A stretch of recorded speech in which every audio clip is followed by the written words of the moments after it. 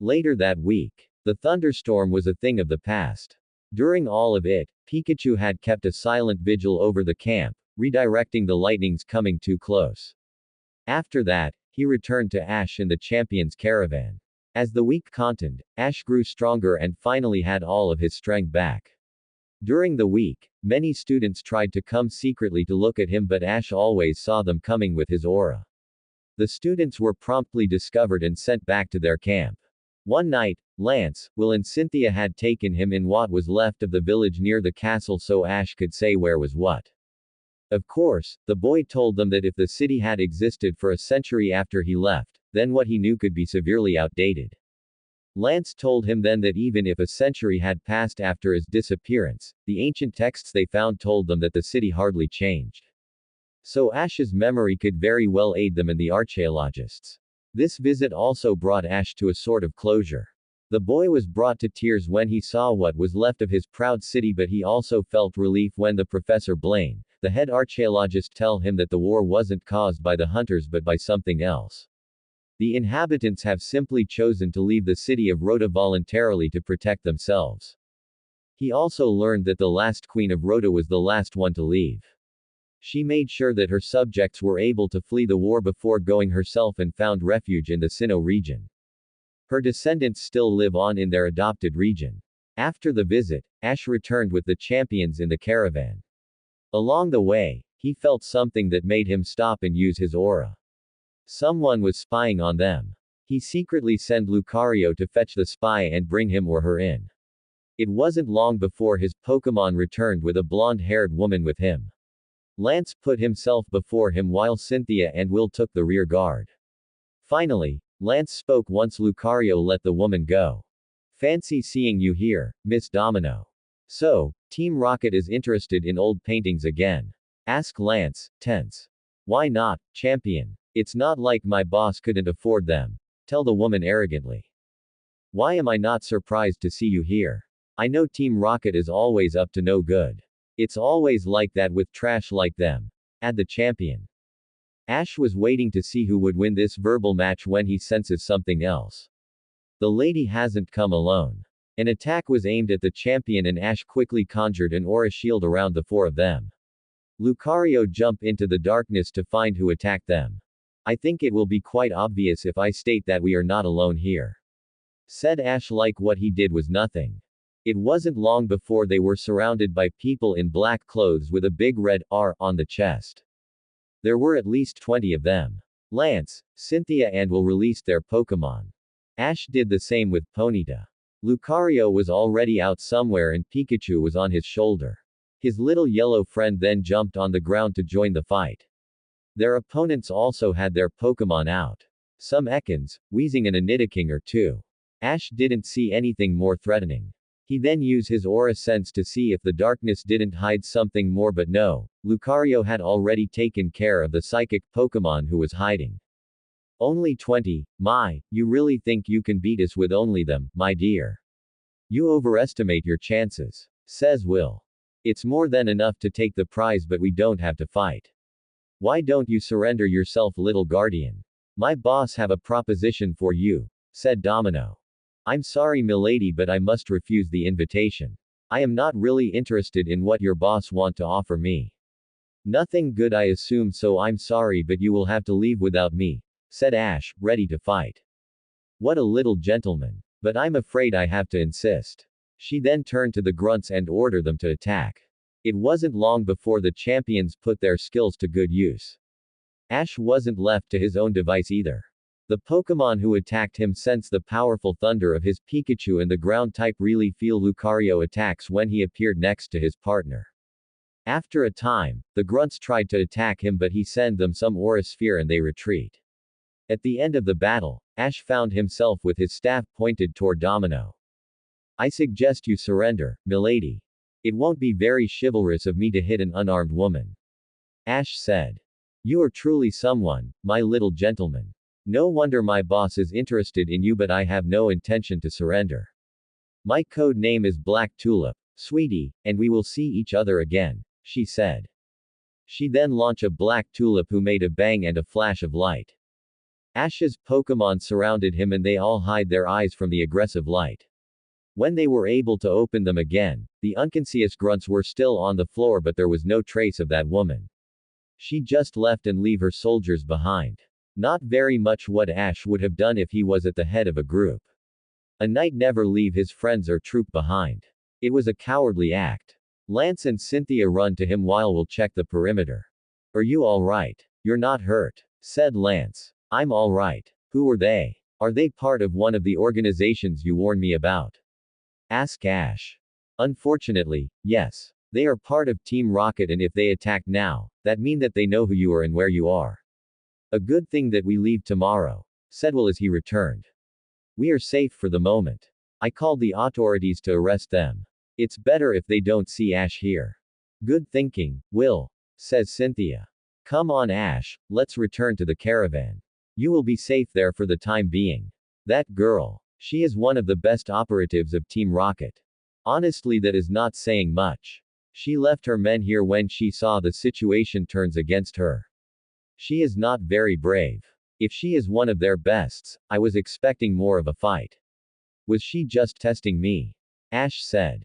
Probably, yes. I know her enough to be stronger than that. She probably had orders not to hurt you.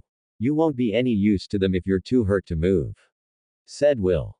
That's reassuring. Well, the authorities will be there soon so it's better if I go to bed. We are leaving tomorrow after all. It is better if I have all my strength back in case they returned. Oh, and Sir Lance, if they know I am here then that mean that you surely have a spy in your midst here. I suggest you look for him or her, said Ash before retiring in the caravan. Lance make a face before saying that Ash was probably right about the spy. He will search the camp and he will make sure that the spy won't be able to send any more reports to their boss. Ash then returned to the caravan and went directly to bed. He knew that the students would leave probably after breakfast. As for the champions and him, they will leave earlier so they could wait for the bus of the academy at the designated point. After that, the students and him would go one way and the champions another. They will make sure that Team Rocket would follow them and not the bus where he will be. One of the sanctioned trainer will take his place with the champions just in case. Lance have chosen him because of the slight resemblance between them. The one they would take was slightly bigger and older than Ash and he was trained by the league to be an ace trainer. Like others he was trained to help in matters of protection and surveillance. His name was Jake. Ash and him hit it off since the beginning. Jake was always ready to make Ash laugh about everything. He even mimicked one of his professor while he was trained by the league and the imitation was hilarious. For Jake, Ash was like a little brother who needed protection. He arrived very early in the morning so nobody would know who he was. Ash was still sleeping when he arrived and only met him once he woke up. Since then, the two boys were always together. Jake told Ash that he was chosen to replace him because he always excelled in imitations. Even then, he copied Ash's way of moving and his mannerisms to pass for him from a distance. Of course, if they were attacked by enemies in close combat, they will see that he wasn't Ash but from a distance, his imitations really work. Ash was really worried about another attack but Jake reassured him by saying that he risked nothing with two champions and an Elite Four member who is also a psychic. And he, himself, wasn't too shabby with his own Pokemon. Everything will be fine. Later. It was still early when Lance and Cynthia met with Professor Blaine. It was time for them to go. They had already overstayed their welcome.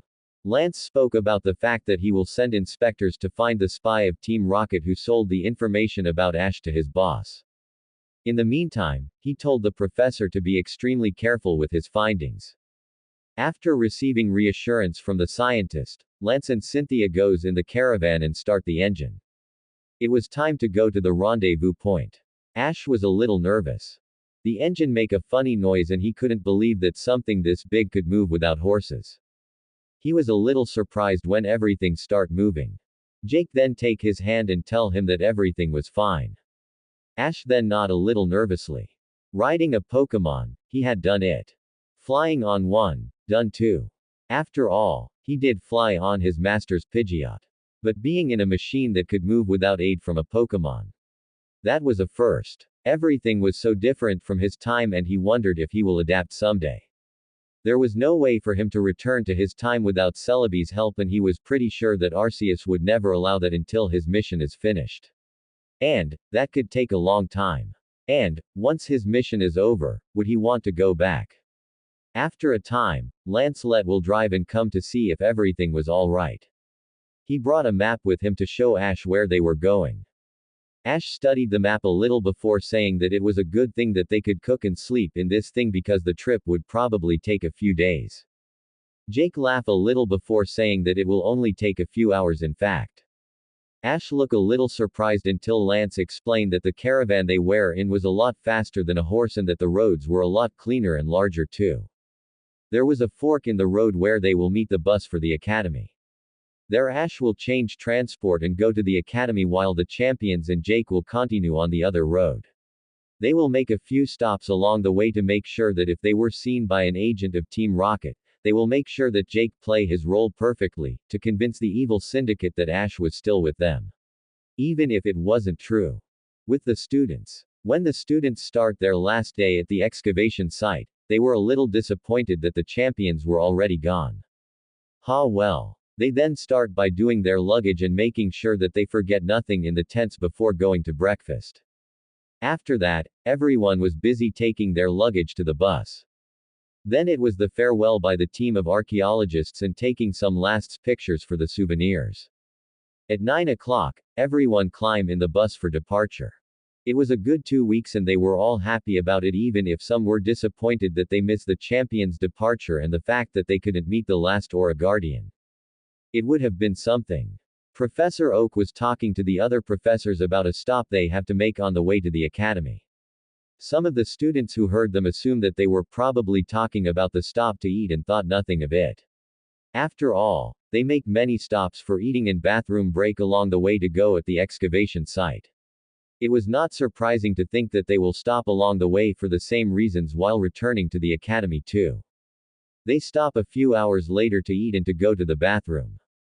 After that, it was return in the bus and going on their way. Like it was with the trip to go to Rhoda, the students calm themselves and start dozing off their seats. They were near the last crossroad when the bus stopped. Professor Oak rise from his seat and tell everyone to stay in the bus. He wouldn't be long. He got out and goes to the bushes near the road. Everyone thought that the good professor also need a bathroom break and return to their conversation. The other professors with them assume the surveillance. Samuel Oak walk a very short distance before arriving at the champion's caravan. Lance was there, waiting for him. The two men exchange their greetings before telling news to each other.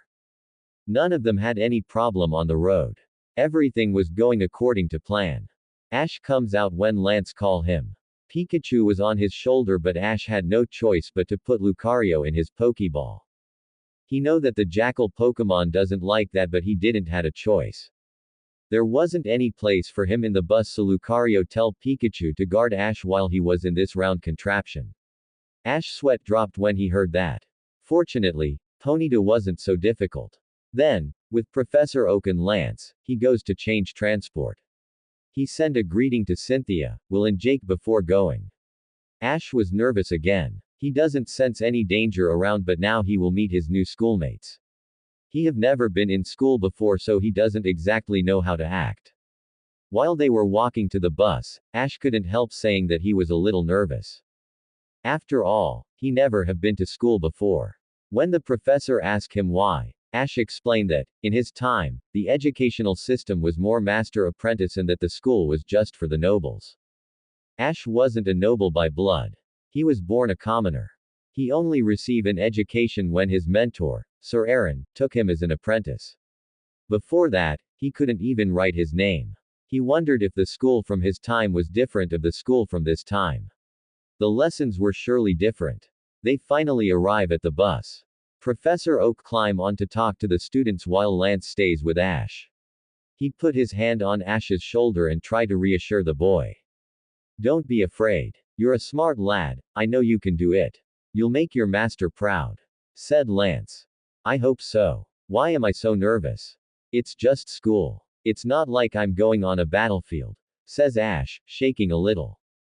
But it's normal to be nervous when you tried something new. You told us yourself that you have never been to school before, so that is something new for you. Add Lance. Ash was about to say something else when he decided to listen to the Professor Oak. He was speaking to the students, telling them that they had stopped to welcome a new student at their academy.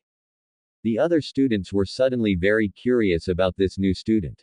After all, school was almost over for the summer. Oak then made a gesture for Ash. The boy breathed a little before climbing on the bus. Just before he met the students, he turned and thanked Lance for his help.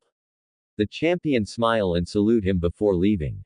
Ash then take his place besides Professor Oak, before the other students, who all became surprised. Now, I want all of you to welcome our new student. Everyone, this is Sir Ashton. He would stay at the academy for safety purpose and to learn more about our time. So please, don't harass him with questions. We will all learn from each other with time. Now, where will you sit? The old man said, searching for a place for Ash to sit the rest of the way. Ha! There is a place near Serena. Please, my dear, raise your hand so he could see you. A young lady raised her hand while blushing. The honey hair beauty was terribly shy and Ash was a good-looking boy. Ash smiled to her politely and sit beside her. The professor then sit himself before the bus start again. He wanted to start a conversation with the beautiful maiden besides him, but he always have a problem talking to girls. He was always too shy. He looked at Pikachu and his little companion jump on the seat between them before going on Serena's knees and asking to be pet. Ash laughed a little. He likes you. He doesn't ask to be pet by everyone. Only by people he likes, he said, calmly. Really? Said Serena timidly. Yes. He likes the spot behind the ears. Try it. If he likes that, you have a friend for life. Ash replied. Serena raised calmly her hand and starts scratching Pikachu behind the ears. The little mouse Pokemon then closed his eyes before cooing cutely. Serena smiled again and Ash was about to say something when he feels someone tugging at his cloak. He turned his gaze to see an adorable little girl. She doesn't seem older than 7 years old. Yes, asked Ash. Can I pet Pikachu too? Please, please. I'm Bonnie, by the way. My brother Clemont is snoozing on our seat, says the little blonde girl. If Pikachu accept, I don't see any problem. He then take the little girl on his knees and let her pet Pikachu. He's so cute. I wish I have a Pokemon like him. But I'm just 7 and we can't before 15. We're not considered mature enough at my age. That's not fair. Rant the little girl. Ash laughed a little before telling her the first time he met Pikachu. He was 7 too and just lost his mother the year previous. Having Pikachu at that time was like a consolation because he wasn't alone anymore. He was a little surprised when the little girl hugged him and tell that he won't be alone any longer. Thank you, Bonnie. That's very kind of you. Ash said. He was interrupted when a sleepy voice called for Bonnie. He then saw a blonde boy with glasses of his age coming to them. Ash was a little shy because everyone was looking at them. He supposed that he couldn't help it. After all, he was an oddity to them. The last Aura Guardian. Well, if you didn't count Lucario. The blonde boy approached them and excused his sister. I'm sorry. I hope she didn't disturb you. I didn't sleep much because of the thunderstorm yesterday, so I fell asleep on my seat, said the blonde boy. It's alright. She didn't disturb us. She just wanted to pet Pikachu, says Ash. Well, that's a relief. My name is Clemont. Bonnie here is my little sister. She's a good kid even if she is a pain sometimes. It's her habit of trying to find me a girlfriend. Honestly, she is a pest in that topic, says the boy while adjusting his glasses. But big brother, I have to find you a wife. Who would take care of you when I will go on my Pokemon journey? I can't do everything for you and you're useless when you're left on your own. Exclaimed Bonnie. See what I mean? Asked Clemont. Yes, well, I'm just glad to be an only child in that case. I don't remember having any siblings. As long as I can remember. Until my mother's passing, it was just her and I in our cabin. I only met my mentor, Sir Aaron, when I was 8. 2 years after her death. Says Ash. It was true that he was barely remembering his mother and the only thing he could remember was her voice, a little of her face and that she smells like honey cakes. Serena was listening to their conversation as well as all the other students around them. Oh, I'm sorry about your loss. I shouldn't have brought the subject in the open. I know how hard it is to lost someone you love. Bonnie and I lose our mother 5 years ago. I remember her well, but Bonnie barely remember her. She was too young when it happened, says Clemont. Don't be. I am a little like her. I was too young when it happened and I barely remember my mother. I remember a little about the village where we lived. A village named Pallet in the south of Kanto, says Ash. A voice suddenly intrude in the conversation. Ash turned his head and saw that the voice belonged to a brown spiky hair boy sitting behind him. He seems greatly surprised. He shake himself a little before speaking. No really. You are from Pallet Town. I am from there too. My name is Gary Oak. I'm Professor Oak's grandson, says the boy. You mean that my village still exists? That's surprising. I thought that it would have disappeared with time. It wasn't very big when I was there. A couple of cabins and some fields, says Ash.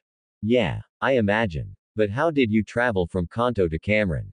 Even in this time, it took a few hours to go there, so I imagine that it would at least take a few days in your time.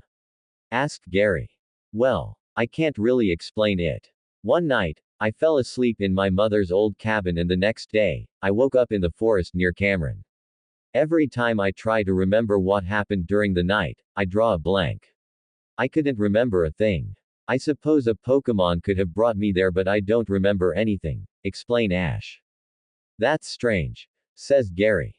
Hey, maybe you could remember where you used to live when you were there. Hate to break it to you, my friend, but the cabin is probably nothing more than dust now. It was a wooden cabin after all, says Ash. Why do you say that? You don't really know, asked Gary. Gary, you do realize that the last time I was at Pallet was almost 800 years ago, no? I don't think a wooden cabin could stay intact after all this time, replied Ash. Oh, no, probably not, says Gary while blinking. Some giggling could be heard after Gary's answer. The boy blushed a little before glaring at the other students. He was a little excited, there was nothing wrong with that. He returned his gaze to Ash, examining him. The blue clothes and the aura staff. He never told the others, but when he was younger, his favorite stories were about the heroic aura guardians. His favorite above all was the story of the noble Sir Aaron. And now, he have a golden opportunity to learn how his hero was. Ash knew him personally after all. He calmed his heart before asking his question. Sir Ashton, how was Sir Aaron? I heard many stories about him, but you knew him. How was he? Gary asked, hesitantly. Ash looked outside before answering. He knew somehow that he would have to answer some questions about his mentor. It was just strange that it didn't hurt him as much now.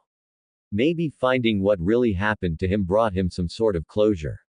He felt more at peace now since his surrogate father's death.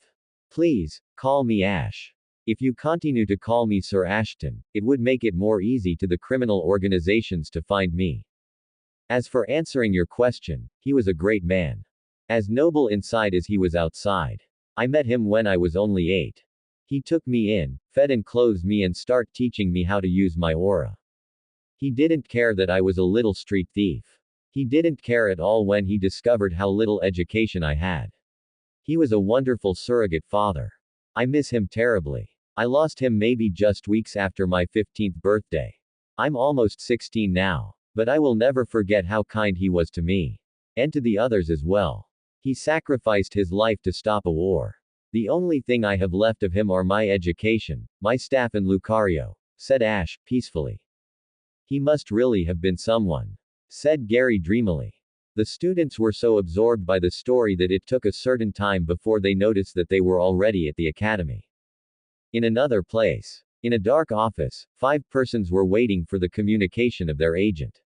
Finally, the screen lit up and a blonde woman appeared at the screen. Giovanni raised his head and started speaking.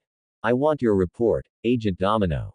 I want to know everything you have found in Cameron, ordered the Team Rocket boss. Yes, sir. The Guardian is real. I personally saw his powers in action and they were impressive. He made a shield of pure energy to protect not only himself but also 3 other persons. He can also launch blue ball of energy around. I also suspect that he could communicate telepathically with his Pokemon, but I have no proof of that. He also is a perfect gentleman if I could make an opinion, says Domino. So you and your team weren't able to capture him, then? Says Archer, one of the admins also present near his boss. Sadly no. If he were alone, we could have been able, but that was not the case. He was with Lance, the champion of Kanto, Cynthia, the champion of Sinnoh, and Will, a member of the Elite Four of Johto. He seems to have allied himself with the Pokemon League. Do you want us to try and attack again? My information tells me that he is still with the champions, finished Domino. No, it is too dangerous. Return to base. We will try to capture him when he's left alone. The League won't be able to watch him constantly. We will take him when their surveillance will be weakened, says Giovanni. As your order, sir. My team and I will be there tonight, says Domino before cutting the communication. She was able to keep to herself how many men she lost with her little stunt. At least, for the moment.